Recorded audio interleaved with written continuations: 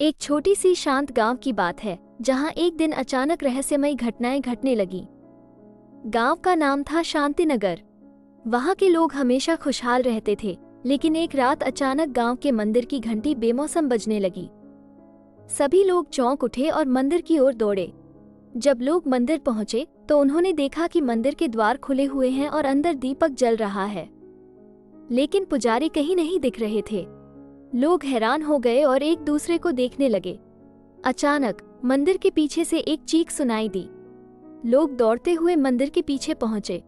वहां एक बूढ़ी औरत जमीन पर पड़ी थी। उसकी आंखों में डर साफ झलक रहा था। वो बुरी तरह कांप रही थी और इशारे से कुछ कहना चाह रही थी, लेकिन उसके मुंह से एक शब्द भी नहीं निकला। एक व्यक्ति ने दौड़कर गांव के मुखिया को बुलाया। मुखिया ने आते ही औरत से पूछा, क्या हुआ माई? तुम इतनी डरी हुई क्यों हो? औरत ने कांपते हुए कहा, वो कातिल, वो यहाँ है। और इतना कहकर बेहोश हो गई। मुखिया ने तुरंत गांव के सभी लोगों को एक जगह इकट्ठा किया और कहा, हमें सावधान रहना होगा। गांव में कोई कातिल है, हमें मिलकर इसका सामना करना होगा। सभी लोग एकजुट हो गए और गांव की सुरक्षा के लिए अलग अलग समूहों में बंट गए। एक समूह ने गांव के मुख्य रास्तों की पहरेदारी शुरू कर दी।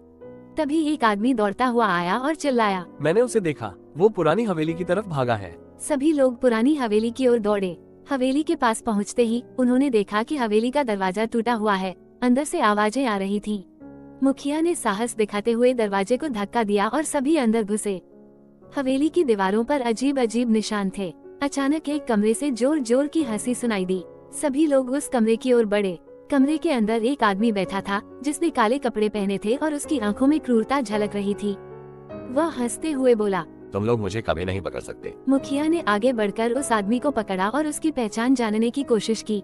तभी आदमी ने अचानक से एक चाकू निकाल लिया और मुखिया की ओर लपका, लेकिन गांव के लोगों ने उसे पकड़ लिया और उसकी हरकत को नाकाम कर दिया।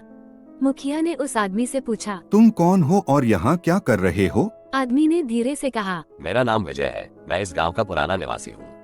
मुझे इस गांव से निकाला गया था और अब मैं बदला लेने आया हूँ। गांव के लोगों ने विजय को पुलिस के हवाले कर दिया और गांव में फिर से शांति स्थापित हो गई। सभी ने महसूस किया कि एकता और साहस से किसी भी मुश्किल का सामना किया जा सकता है। ये इस कथा का शिक्षा या कि एकता में बल है। जब हम मिलकर किसी समस्या का सामना करते हैं तो सफलता निश्चित